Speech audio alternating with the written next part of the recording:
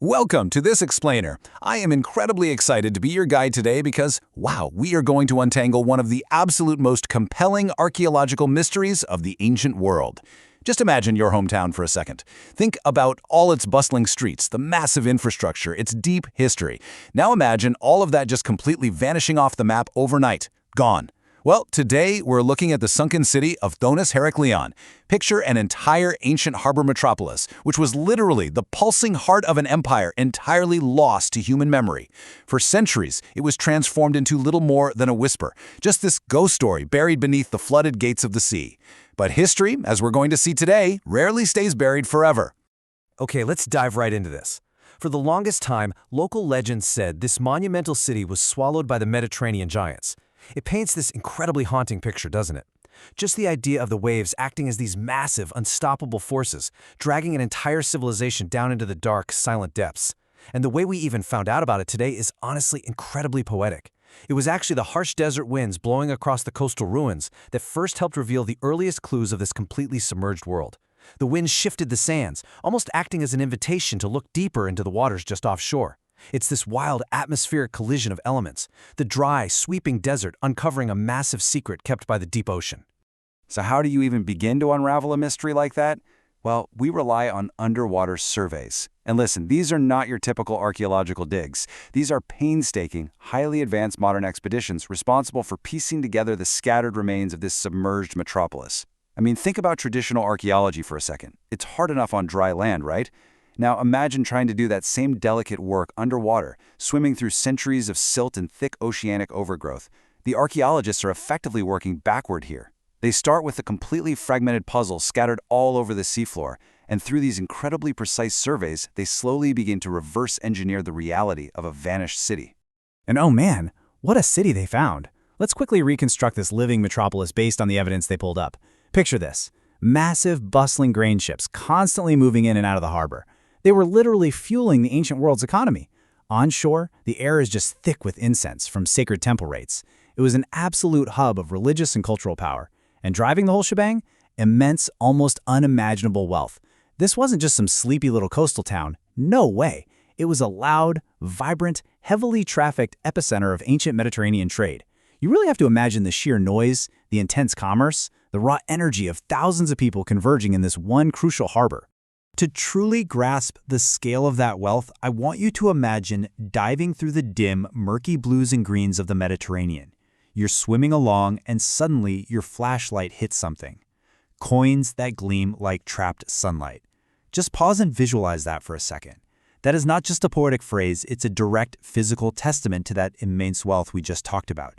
These coins represent the economic lifeblood of the city, perfectly preserved, shining up from the darkness as if the actual sunlight from the day the city sank was locked right there inside them. With this brings us to the central conflict of Thonis-Heracleion's destruction, and this is where things get really fascinating. On one hand, we have these terrifying, super dramatic, sudden flood myths. For a long time, the legends hinted at a massive, violent, natural disaster that wiped the city off the map in the blink of an eye. But the physical inscriptions found by researchers, they tell a much quieter and honestly much more chilling story. They point to a calculated, bureaucratic downfall. So this wasn't just a sudden act of angry gods or nature. The ancient writings suggest a slow, administrative collapse. The system basically failed from the inside out. The inscriptions show that the vibrant administration of this massive harbor metropolis simply stopped. The rulers just fell silent. The paperwork ended. The daily decrees halted. And you know what happens when a bureaucracy stops communicating? The infrastructure crumbles. It paints a picture of a city that was likely dying from administrative paralysis long before the waters ever fully claimed it. It wasn't just swallowed by the sea.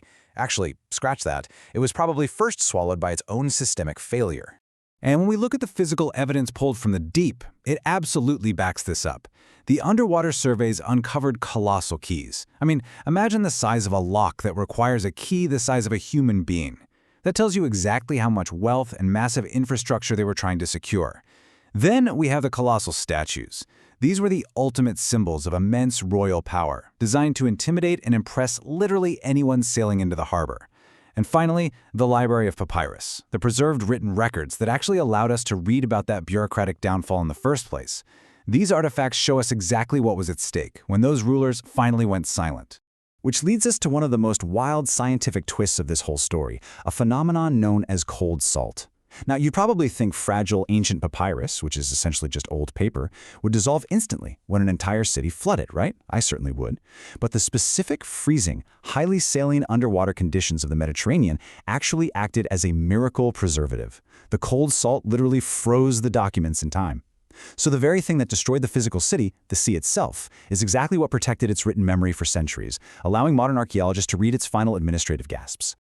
So, when we pull back and look at all these elements we've covered today, three massive story threads really emerge. First, there's the incredible scale of ancient Mediterranean trade, represented by those grain ships and those sunlight-trapped coins. Second, the shifting royal power, perfectly captured in those colossal statues and the eerie, sudden silence of the ruling class. And third, the ultimate reality of a vanished empire, a place so undeniably powerful, yet so fragile that it could simply disappear beneath the waves.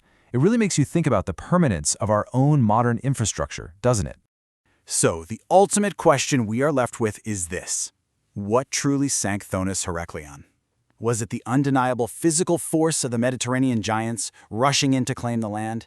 Or was it that quiet, calculated bureaucratic downfall, the silence of the rulers that left the entire city vulnerable to the sea? I invite you to weigh the colossal artifacts, the miraculously preserved papyrus, and the sweeping myths we've explored today, and judge for yourself. Did nature or human administration ultimately destroy this ancient empire? Thank you so much for joining me for this explainer. Keep asking questions and keep exploring the history hidden just beneath the surface. Catch you next time.